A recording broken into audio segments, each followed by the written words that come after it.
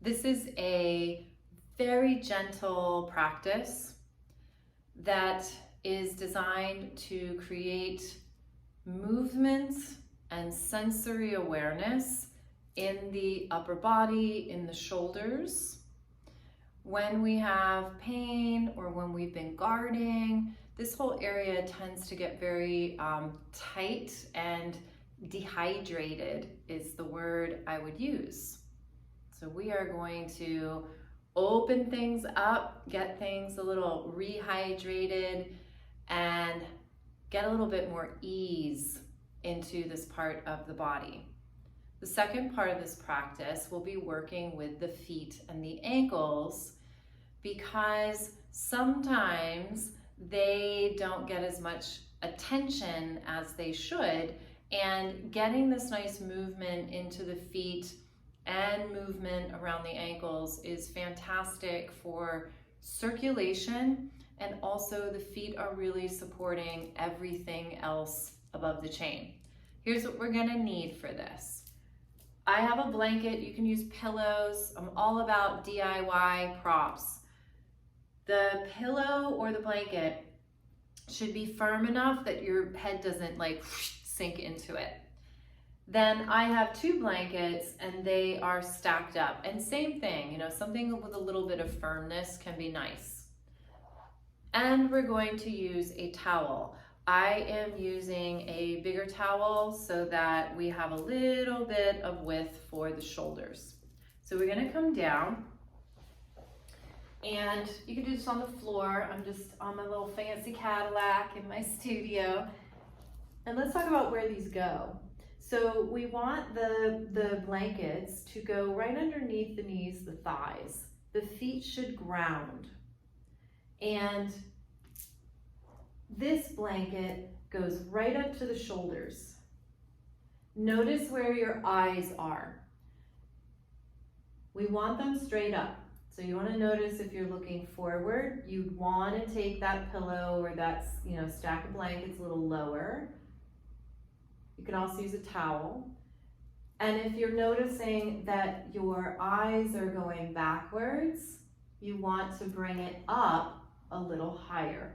And this can change at different times in our day or from day to day. So you might need to adjust this.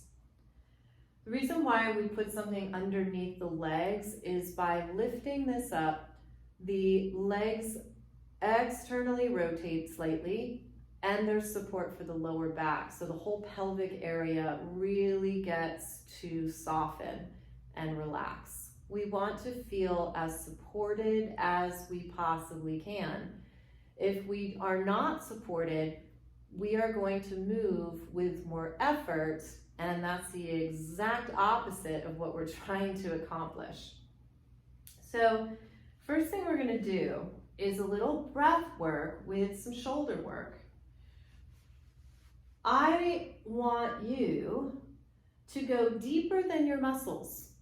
So what if you were to breathe into your lungs, and we've got these nice big side lobes here, these mid lobes, and what if we could feel them fill, and they filled so much that that air went up your arm into your hand, and so it's like your arms and your hands just floated upwards. And then as you exhale, those lungs empty, and they invite your arms and your hands back down. So there's a breath in. So we're creating this movement from innerness. And then exhale, sliding back down. Let's keep going. Breathing into the lungs, and we feel that they fill. We don't want to feel like we're a balloon popping, so it's just enough. Feel how you expand when you inhale. And then as you exhale, you're condensing, and everything returns down. Let's keep going. Feel your inhale and your exhale. Now, the hands on the towel, not a hard grip. And they can be as wide as your collarbones. I want to give a little bit of space. Let's do 4 more. Now you can give just a gentle pull on the towel, hands away from hands, but nothing too strenuous. And exhaling. So this is helping us feel relationship so that we can flow out from lungs to ribs, out through the shoulders, through the arms to the hands, and back down. 2 more. And creating a lot of space in between the shoulder blades, through those mid lobes of your lungs. You actually have lobes of the lungs. It's not like they're just one big sort of bellow or balloon. Let's do 1 more. Inhale and exhale. And then returning back down. So that breath is creating a lot of movement for the joints of your ribs and your shoulders. So we're getting movement in, making space. We're decreasing guarding and tension. Now the next one, we're going to take the arms overhead. We have lower lobes of the lungs, and they're big. And they move down the lower back, and they really give a lot of support for the lower back and the pelvis. So let's see if we inhale, if they can be a counterbalance. So our arms are gonna go overhead, but our lungs are gonna fill and move downwards. So here we go. So again, we're gonna hold, and the hands are in line with the edges of your collarbones. They could even be a little bit wider. So always remember, alignment is a zip code. It is not an exact address. We all need different things. So now taking the arms overhead, let's take an inhale and see if you can feel how those lower lobes fill down the back. And then exhaling to return. Inhaling, arms go overhead. Those lower lobes, they fill, they move down, creating support and space in the lower back, in the hips. And then exhaling to return. How far you go is your business. Again, we're all different, so we want this practice to wrap around our needs. We don't want pain. It's okay to be challenged. But we don't want to feel like we're pushing ourselves, like we're kind of, running over ourselves. We're going to do 4 more. Now there's an inhale as the arms go overhead.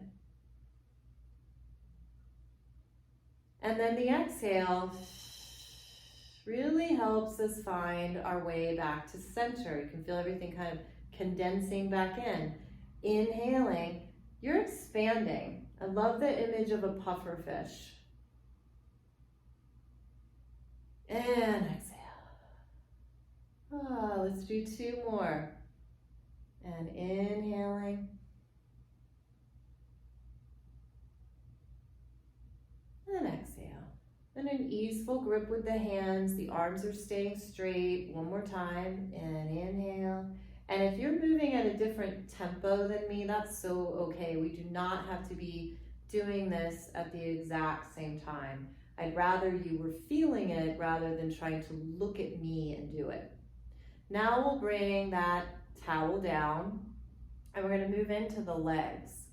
Now the legs are rotated out, so we're going to bring them more to a neutral or parallel position. Notice how that feels for you. If there's any discomfort, it's okay to let them go out a little bit. Remember, alignment, zip code. We don't want to, shove our bodies into something that doesn't fit. So actually, why don't we just let the left leg relax? Why don't we just focus on one leg at a time? And the heel can glide and slide on the ground, or if you're on, maybe you're on a Cadillac like me. You could even do this in your bed. Nice little glide and slide, and you can notice how the heel is moving. So we're getting some really nice ankle movement in. It's easy to lose this. Let's do 4 more. So we're doing about 8 to 10. I wasn't counting.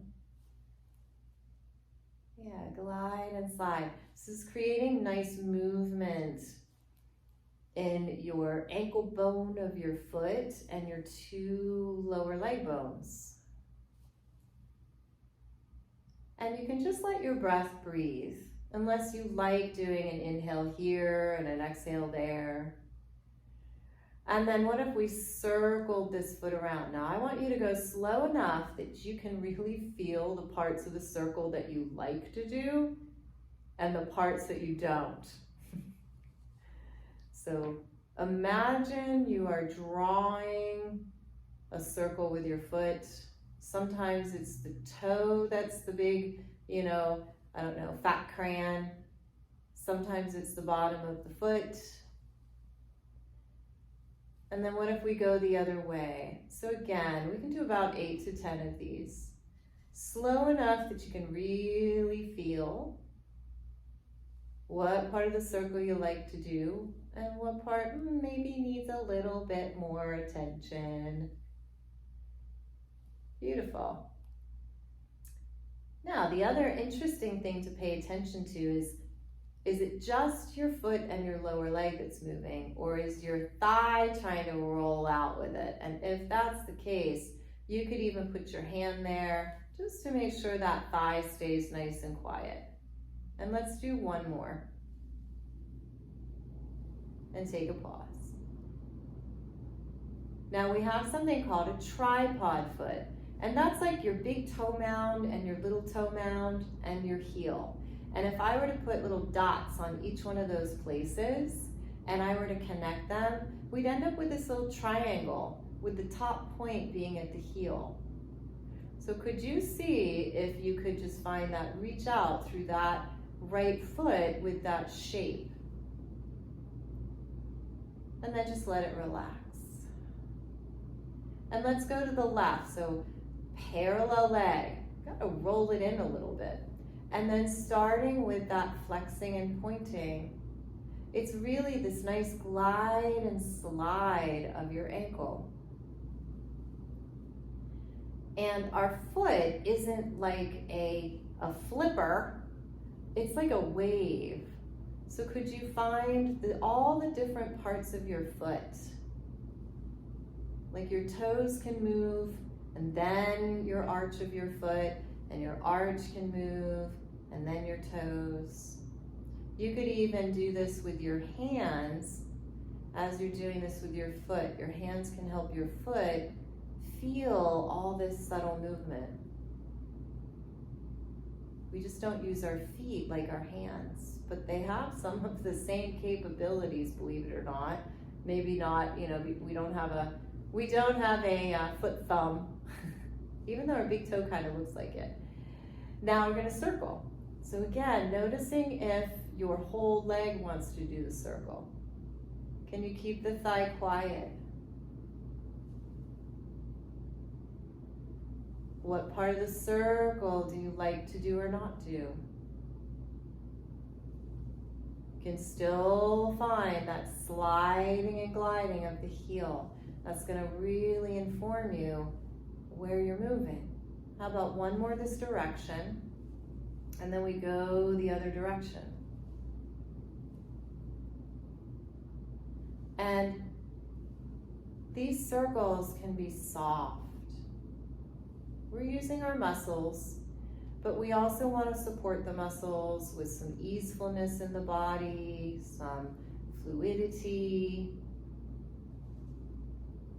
How about 2 more circles? Last circle, and then just allow that leg to rest. Beautiful. So this is our little practice, very gentle. And now how do we get out of this? We've done all this beautiful, relaxing work. If we just sort of pop up, it could kind of ruin the mood. So you can bring your feet up onto whatever was underneath your legs and just easily just push it out of the way. and then bring your feet down. And like a little sandbag, what if you just roll to your side? So you can feel how you're creating support for yourself. And there's no rush, you could pause there. And then pushing into this hand, and you can use the other arm, and then that hand can come underneath, and then you can push yourself up from that beautiful side roll, and here we are. Great job.